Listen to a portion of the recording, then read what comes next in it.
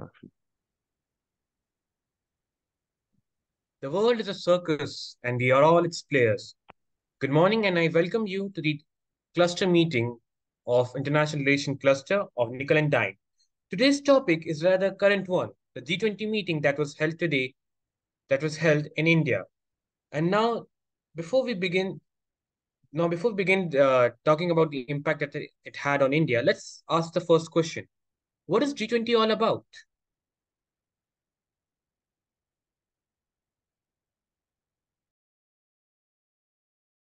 Um, I think G20 is mostly an informal multilateral meet between countries. So the reason I say informal is that it's not it doesn't have any backing of a charter behind it, for example.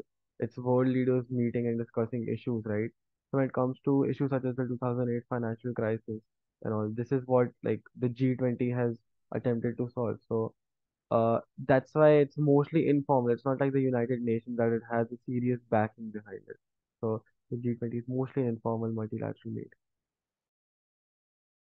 I'd like to add upon that the fact that Tanish mentioned that it's not like the United Nations brings us to a very important distinction because the thing about United Nations is that it's a post World War II body, and all the members that have been part of it have been part of it because of the contribution to the World War II, and that's why you often see in the United Nations such as the UNSC where there are only five permanent members and power rests only with a few nations as opposed to all the other participatory nations. Whereas G20, on the other hand, there is no such power dynamic that is at play here. In fact, I think in this G20 only we welcomed the membership of African Union, which was otherwise pretty desolate and excluded from all the other important forums and organizations. So, as opposed to the UN, the G20 is a pretty inclusive body, and getting membership into this body is perhaps much more easier than like let's say formal organizations like the United Nations. Extremely interesting points you have here.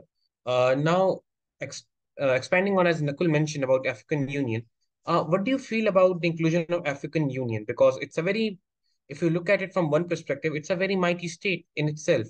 55 countries with a net GDP of 3.2 trillion, about near to India. So, what do you feel about it? Uh, that can it influence global politics to a future scale, or would it be just another member of the G20? One.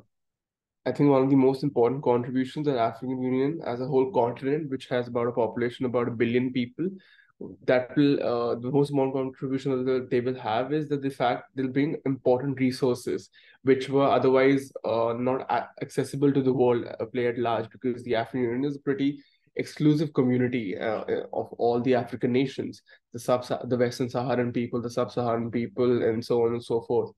Furthermore, I think the contribution is apart from the contribution, African Union has also been often discriminated by formal organizations like the World Bank and the United Nations, for example. So their participation in the G20, which is a pretty inclusive and a free space sort of a body, will help not only accelerate our economic development, and when I say our, I mean G20s, but the African Union's economic development, because now they won't have to face discriminatory barriers which were otherwise posed by World Bank and other formal organizations to the African nations. A very interesting point here. It feels like Africa has finally broken the chains of colonial oppression and political division. I would like to hear more about it. So, I think it's also very good for the image that India wants as the leader of the global South. So if India's presidency it gets Africa into G20 or the African Union into G20, it's very good for the portrayal that India wants of the leader of the global South that we're in kind of in a competition against China with. So that is very helpful. wonderful points here. Now, as we know, G20 happened in New Delhi. There was a lot of media coverage on this, and many world leaders traveled to New Delhi for this summit. So, what do you feel currently is India's position in the global stage?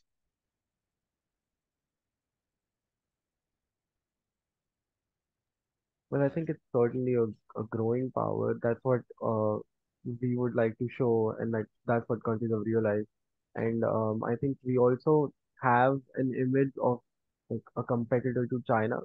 So we have a lot of the similar factors that we're competing for, whether it's the global south or the new rising power that will create a more multipolar world. So I think what a lot of the countries outside in the world sees in India is a lot of potential. But of course, there's a lot of work to get to that point. But I think holding the G20 presidency as well as the SCO presidency, getting Chandrayaan on the moon. So in recent times, I think we have shown a lot of potential as a state. I think, Interesting point. and I'm so Yes, yes, sorry. please continue. Another Please continue. Another point that I would like to bring again is the fact that India has been trying to get a permanent membership in the United Nations Security Council since quite many years, but it hasn't been able to because again, the United Nations is not an inclusive body as such. It is the membership, the participation of membership that are taken place is because of World War II and the contribution of the states. So G20 was in fact a very played a very dominant role for India in establishing itself as a global and dominant power, which otherwise the UN was not letting India do so. So yeah. Interesting point, sir.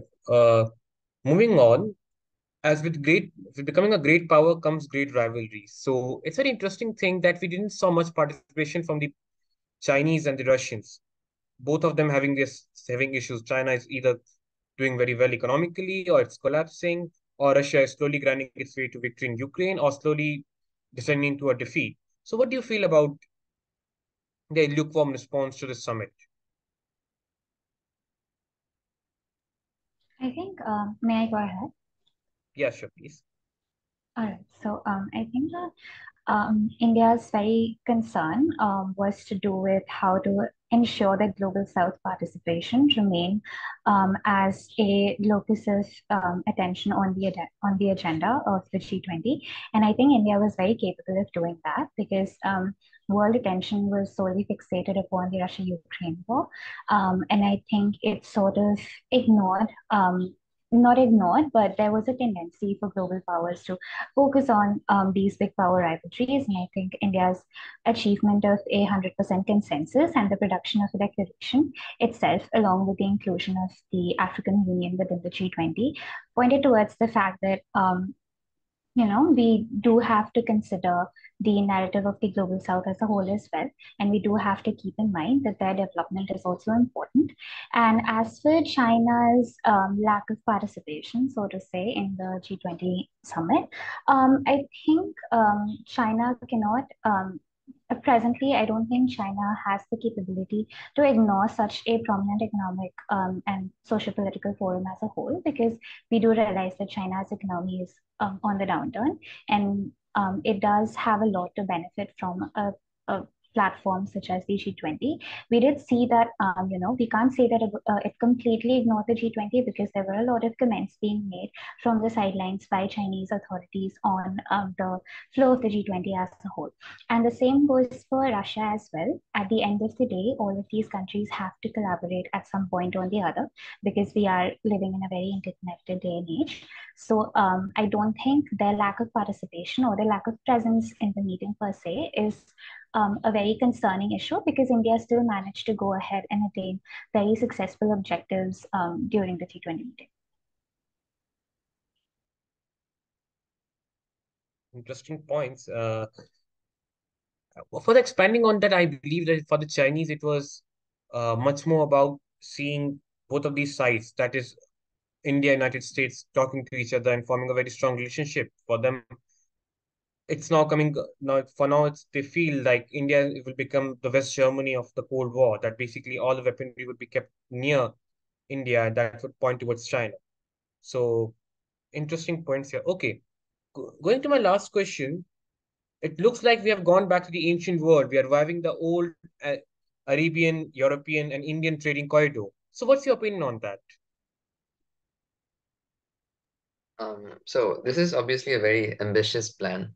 The Belt and Road Initiative has been there for the last 10 years or so and hasn't really materialized in the way China has envisioned it. So it's a lot of variables to it, especially given the number of countries involved.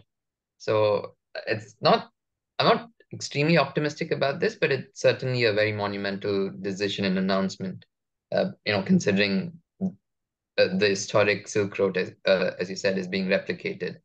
If it does succeed, I think it'll do wonders.